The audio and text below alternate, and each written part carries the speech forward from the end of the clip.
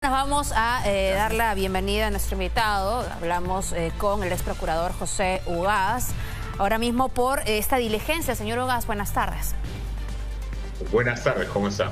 Bien, y yo le agradezco la comunicación, sus comentarios ante la delicada situación del presidente de la República y sobre todo también, digamos, lo que ha hecho esta mañana, ¿no? Dirigirse a pie ante el Ministerio Público, cuando todos sabemos que él ha presentado una tutela de derechos, que también se había pedido la variación de la fecha de la declaración para ir al Ministerio Público.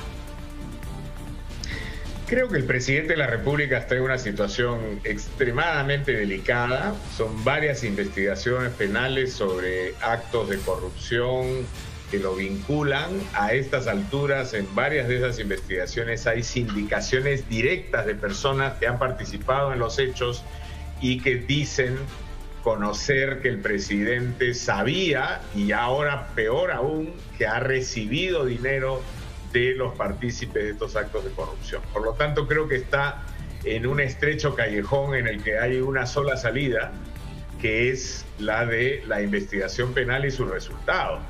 Y con colaboradores eficaces en proceso de corroboración, sus versiones, todo indica que efectivamente el presidente va a terminar como han terminado otros presidentes, es decir, detenido en su momento y luego sometido a un juicio que seguramente va a terminar en una sentencia condenatoria si es que se puede confirmar los hechos. Usted sabe que para iniciar una investigación penal en su etapa preliminar, lo que exige la doctrina y digamos la misma ley es simplemente una sospecha inicial. Sí. Y esa sospecha leve, que es lo que establece la doctrina como justificación para la apertura de una investigación penal, en este caso, sí, ha sido excedida.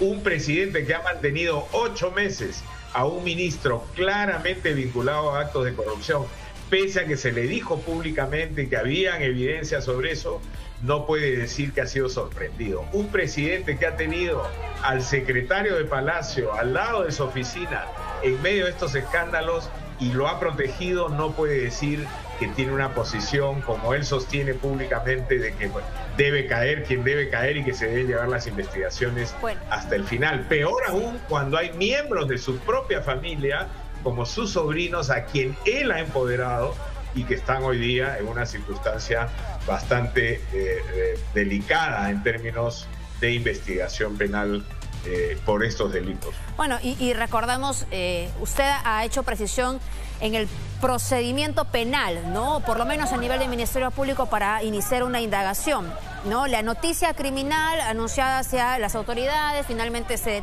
comienza la investigación preliminar, luego se va a los siguientes pasos, la preparatoria, acusación, etcétera.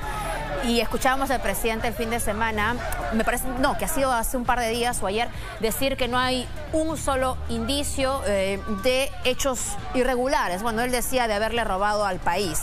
Esto no es coherente con la investigación que se sigue en el Ministerio Público. Mire, el presidente tiene un mundo propio en su cabeza, ¿no? Hay una desconexión de la realidad. Él dice cosas que no se condicen con lo que nosotros, ciudadanos comunes y corrientes, vemos y escuchamos y sabemos que está probado ya, por lo menos a un nivel inicial en las investigaciones. El presidente cree que ha hecho un extraordinario trabajo en materia de salud, cree que ha empezado una reforma agraria que no existe, cree que está resolviendo el problema del hambre, cuando escuchamos a las dirigentes de las ollas comunes todo el tiempo reclamando que no le llegan los alimentos ni el combustible, cree que porque dice que su papá le enseñó que tenía que ser honesto, le vamos a creer que no está involucrado en irregularidades, donde claramente él ha tenido una participación que tiene que explicarle al país y que se ha negado a explicar. ¿Por qué recibía, por ejemplo, personas al filo de la medianoche con nombres cambiados en Palacio de Gobierno? Su historia sobre la Casa de Zarratea no tiene ninguna explicación. Y lo que ha venido ocurriendo con todos estos nombramientos de ministros corruptos, agresores de familia, violadores de la ley, esto no tiene ninguna explicación en el mundo de la realidad, pero el presidente dice que él está haciendo las cosas bien, que lo hace en favor del país y que además tiene una clara vocación por resolver el problema de la pobreza en el Perú cuando estamos viendo que es exactamente lo contrario. Su incapacidad y la cantidad de gente incapaz que ha puesto en el poder habla por sí misma. Ahora, su interpretación, entiendo, entonces, es a que el fiscal de la Nación hace muy bien en iniciar una indagación, aunque el presidente se encuentra en funciones. Es lo que estoy entendiendo de lo que usted nos está diciendo, señor Ugaz. Y en torno a ello, entonces, creo que cabe la pregunta, ¿qué tendría que hacer también el fiscal de la Nación sobre las otras dos investigaciones que la exfiscal de la Nación, Zoraida Ábalos, dejó en suspenso, ¿no? Suspendidas, por lo menos? Mire, yo he sostenido desde el inicio que el tema de investigar o no investigar a un presidente en funciones es un tema opinable. Yo no creo, como algunos que sostienen, que la fiscal Ábalos cometió un delito y ha violado la ley por no abrir una investigación y sostenerla hasta el final. Pero creo que el derecho, y particularmente el derecho penal en función a la realidad, es dinámico. Entonces, si hace décadas atrás el Ministerio Público no habría siquiera una investigación porque el presidente estaba en funciones, ha avanzado dinámicamente con la gestión de la fiscal Ábalos a un punto en el que se abre la investigación y se suspende. Y ahora estamos con el fiscal Pablo Sánchez, que abre la investigación y ha dispuesto que se lleve hasta el final. Y a mí me parece que es correcto porque el momento que estamos viviendo en el país, con un presidente claramente involucrado en hechos irregulares, que tiene que dar explicaciones y que tienen que ser investigadas, justifica ese paso hacia adelante entre la decisión del Ministerio Público de hace unos meses y la que ha tomado ahora. Pero además, porque la idea de que el Ministerio Público asuma la investigación de inmediato es que las pruebas no se pierdan en el tiempo, tanto su validez como evidentemente aquello que pudiera finalmente deshacerse, desaparecer con el paso de los años. Y 5 años esperar para iniciar una investigación parece ser un tiempo bastante largo. Sí, pero además hay un tema que a mí me parece que es fundamental, es el mensaje a la ciudadanía. La impunidad no puede ser la regla. Y si hay un presidente que por todos lados empieza a ser vinculado con actos indebidos, con actos de corrupción, el Ministerio Público, que para eso está, tiene el deber de investigar y llevar esas investigaciones a un punto en el que finalmente se tome una decisión. Por lo tanto, yo sí creo que hay aquí un mensaje muy importante que la Fiscalía de la Nación ha decidido adoptar, que es decir, no vamos a permitir la impunidad ni siquiera del máximo representante. Entendido. Ahora, hay que recordar, además, al margen de que ahora mismo el presidente haya dado una declaración, al parecer extensa, bueno, de 3 horas por lo menos al Ministerio Público, que todavía está pendiente de la resolución de la tutela de derechos presentada por su defensa. ¿Esto cómo podría afectar la indagación, tanto si es a favor o en contra de lo que ha planteado el abogado del presidente de la República? Mire, lo que estamos viendo es que el presidente solo reacciona con presión pública. Él no estaría sentado, no hubiera estado sentado en la Fiscalía si no hubiera habido la presión pública que ha habido, a pesar de su tutela de derechos. No, ya había pedido una variación, además de fecha, entonces ya pedirla de nuevo... Bueno, pero finalmente por la presión pública hoy día ha tenido que ir a la Fiscalía y no esperar a que se resuelva la tutela como originalmente dijo. Tutela que, por cierto, creo que va a ser declarada infundada. Pero si un presidente dice el que nada tiene, el que nada debe, nada teme, en este caso claramente ha debido desde un primer momento decir: voy a asistir, sí señor fiscal, voy a concurrir a su despacho y voy a hacer las explicaciones del caso, y no refugiarse en un tecnicismo legal que es el que maneja el abogado para decir hay que suspender esta investigación. ¿Usted cree entonces, por lo que se ha expresado en la audiencia, que será declarada infundada? Pero si es que se declarara fundada, ¿qué pasaría con este procedimiento? Es decir, las declaraciones de hoy no podrían ser tomadas en cuenta por el fiscal de la Nación, por ejemplo, ni podría actuarse ninguna diligencia que involucre al presidente. Claro, si la tutela fuera declarada fundada, querría decir que efectivamente se le está violando alguna garantía fundamental, y habría que ver si eso acarrea una nulidad absoluta de todo lo hecho y una suspensión de la investigación per se, o simplemente, y eso lo decidirá el juez cuando resuelva, si resolviera a favor del presidente, cosa que creo que no va a ocurrir, decir hay que subsanar determinada circunstancia y subsanada esa, se sigue adelante con la investigación. Pero creo que son supuestos que no tienen viso de realidad, porque me parece que la decisión del Ministerio Público está perfectamente fundada. Ahora, más allá de esto que es estrictamente el ámbito legal, lo cierto es que estamos hablando del presidente de la República, mientras que además la vicepresidenta está siendo cuestionada en el Congreso por actuar en contra de la Constitución. Hay una denuncia constitucional contra ella y, digamos, como país, ¿cómo nos quedamos observando esa situación? Es decir, ¿podríamos quedarnos descabezados? ¿Cuál es el accionar que corresponde al Congreso de la República? ¿Qué es lo que debe seguir? Porque además hay que recordar que una investigación, incluso por organización criminal, puede durar 3 años o más. Sí, el tema aquí no es esperar al final de la investigación. Ya el hecho de que se abran investigaciones penales contra el presidente de la República, reitero, implican que hay elementos que justifican una sospecha. Frente a esa situación, el gran responsable de la situación que estamos viviendo hoy no solamente es el Ejecutivo, es el Congreso de la República, que sistemáticamente se ha negado a poner en la prioridad de su agenda la situación de absoluta crisis e inestabilidad política que está viviendo el país. 4 gabinetes con 50 ministros en 8 meses es una situación demencial, delirante, y los congresistas parece que no se dan cuenta de eso. El Congreso hace tiempo ha debido llevar a debate lo que hoy día parece que ya es un consenso nacional, que tiene que haber un adelanto de elecciones generales. Pero como los congresistas también serían afectados en esa circunstancia, es evidente que no quieren abrir esa puerta.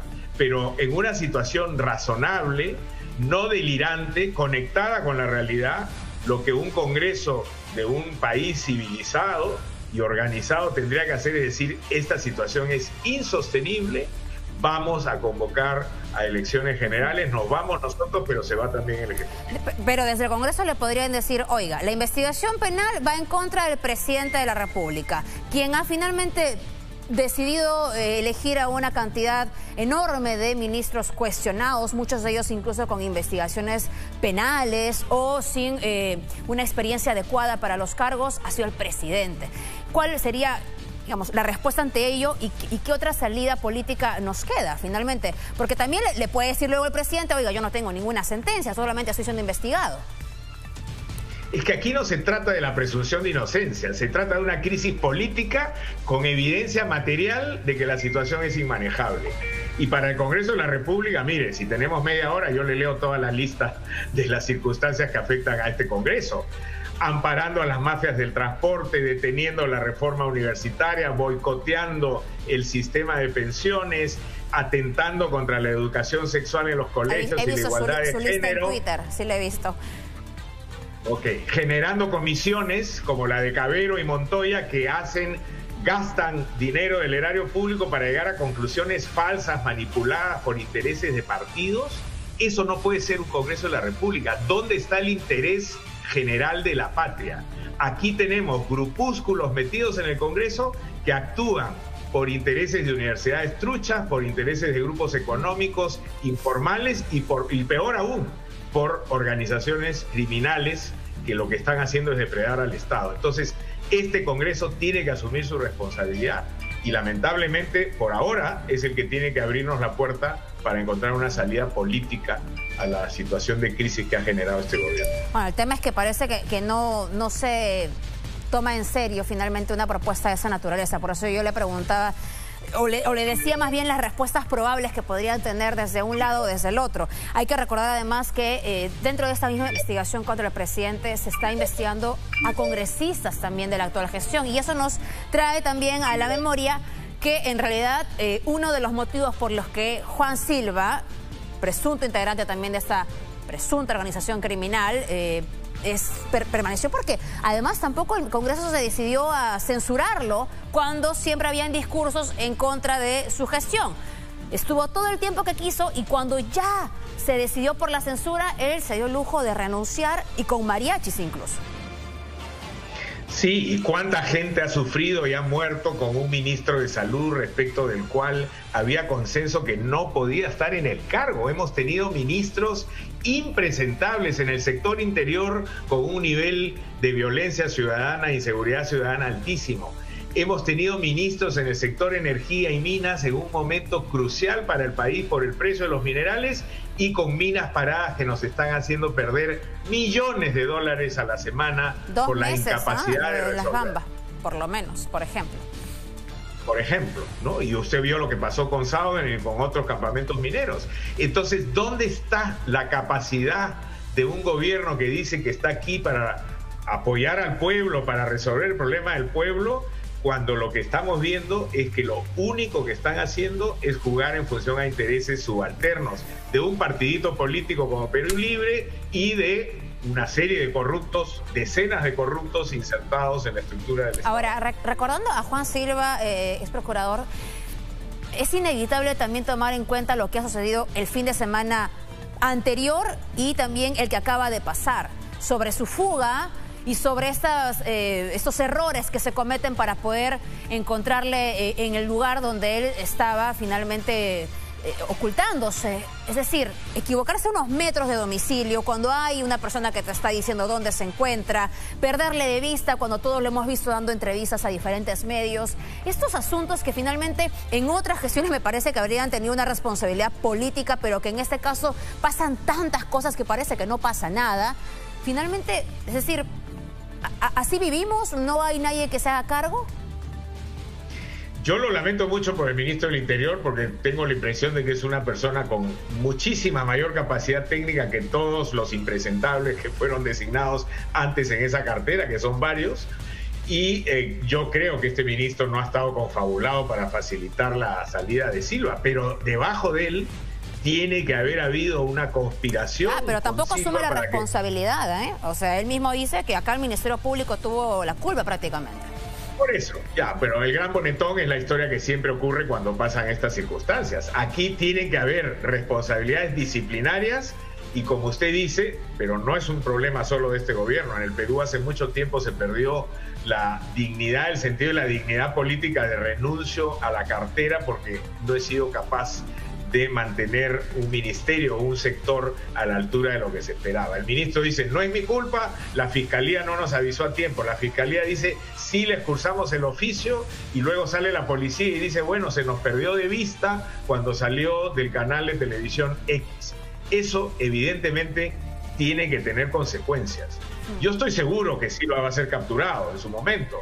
Fíjese usted, ahora Inostroza, después de que fugó, vendrá al Perú próximamente. Ya la Corte Suprema Española ha decidido el día de hoy que esa entrega se tiene que hacer y Toledo estará viniendo próximamente también.